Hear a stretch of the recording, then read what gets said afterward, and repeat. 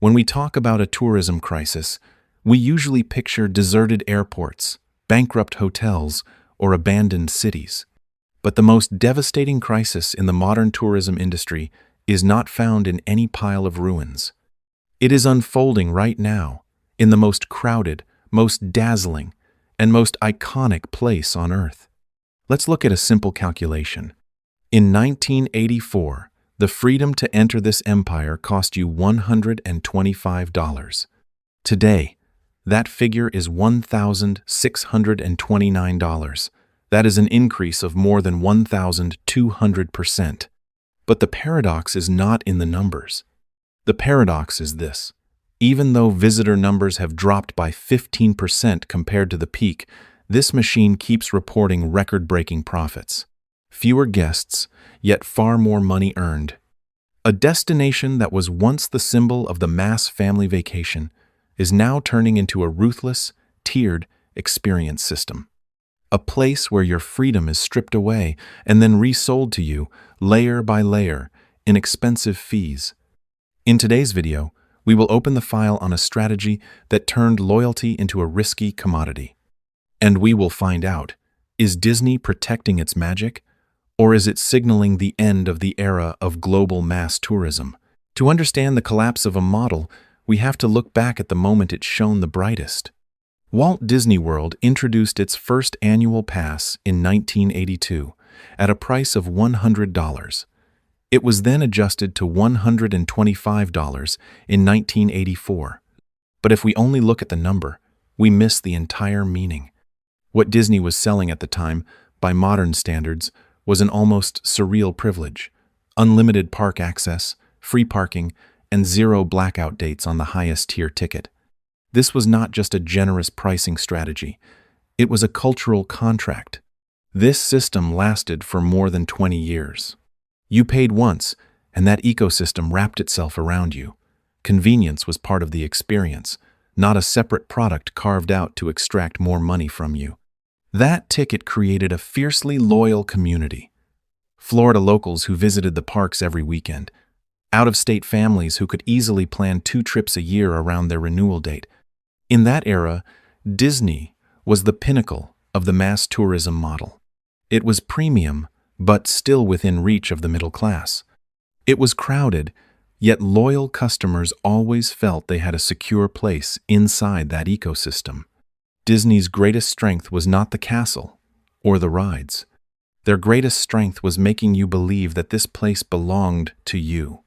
You had the freedom to choose the exact moment when you wanted to experience the magic. But that freedom, in the eyes of corporate strategists, was actually an obstacle. When you move around too freely, the business cannot accurately forecast how much you will spend. Disney could not simply strip this privilege from its most loyal fans without triggering a wave of outrage. They needed a legitimate reason, a perfect excuse. And then, March 2020 arrived. What happens when a temporary public health measure becomes the ultimate weapon to permanently redefine the balance of power between an empire and its most loyal customers? In March 2020, Walt Disney World was forced to close. When they reopened in July of that year, a new system was already in place: advance booking through the Park Pass reservation. At that time, every guest, including annual pass holders, had to register in order to enter. Disney called it a temporary measure. Customers accepted it willingly because they believed it was a necessary sacrifice to manage capacity during the pandemic. But in big business, nothing is more permanent than a temporary measure that generates profit. What happens when the health crisis fades away, but the control tool stays in place? In 2023, Disney quietly removed the reservation requirement for day ticket buyers. If you buy a single-day ticket, the gates are always open. But if you are an annual pass holder, someone who already paid a huge sum up front, this reservation system continues to bind you. Even with the most expensive IncrediPass tier, you are only allowed to hold a maximum of 5 reservations at a time. At Magic Kingdom, you still have to ask the system for permission to enter on weekends. So why has a system that was created to handle a pandemic now become a gatekeeping tool, aimed only at the people who pay the most? The answer is this: Disney realized the power of turning freedom into a scarce commodity. And they did not stop there. The great purge of free benefits had begun. The legendary FastPass system, which shaped Disney's culture for 2 decades, was put to death. In its place came Lightning Lane, a paid system that costs you between $15 and $45 per person per day. Even worse, with the high-end Premier Pass tier, you may have to pay up to $429 per person during peak weeks. You no longer get to move faster because you are clever. You move faster because you pay more. The free Magic Band wristbands, cut from January 2021. The Magical Express bus service from the airport, eliminated in January 2022. PhotoPass, once included, is now a $99 add-on package. Even water park access has been broken off into a separate $109 fee. Your experience is no longer a complete ecosystem. It is a chain of toll booths with no end in sight. When a corporation no longer creates more magic, but only strips away what was always yours just to force you to buy it back, that is no longer service. That is manipulation. You might think that paying a huge price guarantees you ultimate power. The truth will send a chill down your spine. Because what happens when you buy the most expensive ticket, the one called Dream, but the gate in front of you still refuses to open? When privileges are stripped away, the burden shifts immediately from the system onto the shoulders of the consumer. Today, a basic vacation at Walt Disney World for a family of 4 costs around $7,422. That is a massive 47% increase in just 5 years. But the most expensive cost is not always measured in money. Sometimes it is measured in mental exhaustion. You no longer travel in a relaxed state of mind. You travel with the pressure of a financial manager, timing your moves to grab a Lightning Lane slot, calculating every minute of movement, just to avoid wasting the huge sum you have already spent. When a family vacation requires logistical strategy as complex as a military campaign, does the magic still exist? However, the true collapse of trust is not found in Excel spreadsheets. It is buried deep in federal court filings. In January 2021, Disneyland officially killed off the annual pass program after nearly 40 years. In its place, they launched the Magic Key system. At the top of the pyramid sat the Dream Key, a ticket worth $1,399, advertised with a solemn promise: no blackout dates. Imagine yourself in the position of Janae Nelson, a loyal customer who paid $1,399. She tried to book a weekend visit, but the system stubbornly showed no availability. What is cruel about it? At the same time, Disney was happily selling single-day tickets to walk-up guests for those very same weekend days. In order to step through the gate, the holder of this empire's most expensive ticket had to swallow the bitterness and buy a separate single-day ticket on the side. If day tickets are still being sold, but the holder of the most powerful pass is locked outside, then who exactly is this corporation serving? A $5 million class action lawsuit erupted. It alleged that Disney was treating Magic Key holders as second-class customers. Federal Judge David Carter ruled that the lawsuit could move forward, noting that Disney may well have misled its own consumers. But the way Disney reacted was the final blow. They did not fix the system. They quietly killed off the Dream Key tier. They added mandatory arbitration clauses, and they completely redefined your ticket. It is no longer a right. It is merely a limited license just to enter the park. In the era of modern tourism, what customers are buying is no longer a complete trip. They are only buying a chance to be allowed to enter. And the most bitter truth that Disney has taught millions of fans is this: your loyalty is not a legacy to be protected. It is a weakness to be plugged into a spreadsheet and used. But why would an empire willingly turn its back on the people who loved it the most? The answer lies in numbers, spoken by the upper ranks themselves. In any economics textbook, loyalty is always treated as a precious jewel. But in the math of modern capitalism, loyalty is placed on the scale and weighed coldly. Look at these two groups of customers. One group visits often, but spends very little. The other group might come only once in a lifetime. But they sleep in Disney's hotels, eat in expensive restaurants, and willingly swipe their cards for Lightning Lane because they refuse to waste a single moment. If you held a system with finite capacity, which group would you choose to open the gates for? This ruthlessness is not a conspiracy theory. It has been stated openly from the mouths of the top executives. In the 2020 earnings call, former CEO Bob Chapek bluntly said that a guest staying 5 to 7 days has a higher marginal value than an annual pass holder. The reasoning was deeply practical. Annual pass holders consume less merchandise, less food, and fewer beverages. By 2023, when Bob Iger returned to the CEO position, this strategy was reaffirmed once again.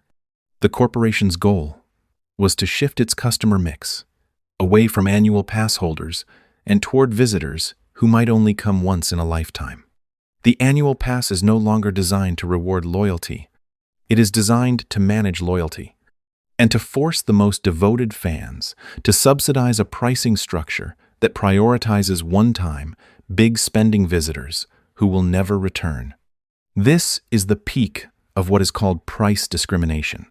The capacity of a destination is finite. A single ride can only serve so many people per hour. The core question is no longer, how can we serve the most people? It is now, how can we squeeze the most revenue out of the fewest people? But this perfectly engineered financial strategy creates a deep wound in the middle class. In the past, Disney was a destination that many families could return to again and again. Now, that trip is being forced to become a luxury event. They have to save for longer. They have to cut back on vacation days, and they constantly wrestle with the question of whether the right to move faster is even worth the money. When a trip is too expensive, customers can no longer relax. They travel with the pressure of an investor. They must ride every attraction, race against the clock, and optimize every single cent they have spent. The crisis of this system is not that the parks are empty. The crisis is this: when a family vacation turns into a harsh logistical campaign, and behind every smile there is a profit spreadsheet, how much real magic is truly left? To be truly fair in this investigation, we must acknowledge one truth. Disney did not change purely out of greed. They have real, operational reasons. The capacity of a park is finite. Without controlling that capacity, the experience of every guest would collapse under the weight of the crowd. The reservation system does genuinely help with staffing forecasts and crowd flow management. But where is the ethical line in business? If a tool meant to manage crowds becomes a machine that filters customers, prioritizing high spenders, and pushing the middle class to the margins, that is no longer operations. That is a strategy for manipulating revenue. The truth is, Disney has not collapsed. Magic Kingdom is still the most visited theme park on Earth. It drew 17.8 million guests in 2024. However, actual visitor numbers have fallen by about 15% compared to 2019 levels. And here is where the greatest paradox of modern tourism appears. Visitor numbers are down, yet Disney's Experiences segment recorded record-high revenue and profit that year. They are running on a frightening model: fewer guests, but far higher spending per guest. What is cruel is that Disney is not alone. They are simply the sharpest mirror, reflecting the future of global mass tourism. Look around you. Airlines are selling cheap tickets while charging extra for legroom. Hotels add dozens of hidden service fees. The same destination, yet each person's experience, is becoming more and more stratified based on how much extra they can afford to pay. The entry ticket is now only the first gate. Every amenity, every privilege, and even your own time is being broken into pieces, and resold. Customers are not just buying a destination. They have to spend money just to buy back the level of inconvenience that they want to avoid. The crisis of modern tourism does not always take the form of abandoned terminals or ghost cities. Sometimes that crisis unfolds at the very moment the fireworks burn the brightest and revenue hits its highest peak. It happens when an empire decides to trade away its mass appeal and the legacy of loyalty in exchange for higher marginal profit on each individual. Disney has not lost its magic. They have simply learned how to sell each small piece of that magic at the highest possible price. And for those who once loved it, who once felt connected, who once called this place home, that is the most painful part. The greeting, "Welcome home," now carries a price tag that not everyone can afford. What about you? Are you ready to keep paying for a magic that has been priced piece by piece? Or do you believe that the era of mass tourism has truly come to an end? Share your perspective in the comments below, because your clarity of mind is exactly what this market badly needs.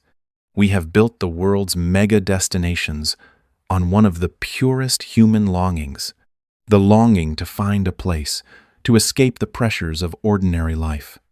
A place where joy is not framed by social class or by a bank account. But the tragedy of this era is not that we have stopped dreaming. The tragedy is that we have allowed algorithms and spreadsheets to step in and shape the way we dream. When a child looks up at a sky full of brilliant fireworks, they only see the magic. But the adult standing next to them, in that very same dazzling moment, is silently calculating how many dollars per minute this moment is costing, and whether they need to sprint to the next queue just to optimize their investment. The most devastating collapses never make any noise. They begin the moment a human being is demoted from a guest to a data point. A moment when great loyalty is seen as a weakness to be drained instead of a legacy to be honored. When every tier of segmentation is built and every privilege is given a price tag, what we are losing is not just a family vacation. We are losing the last spaces on this earth where people once stood as equals before joy itself. The castle still stands tall, more dazzling and magnificent than ever, but its soul was sold off long ago. Piece by piece by piece,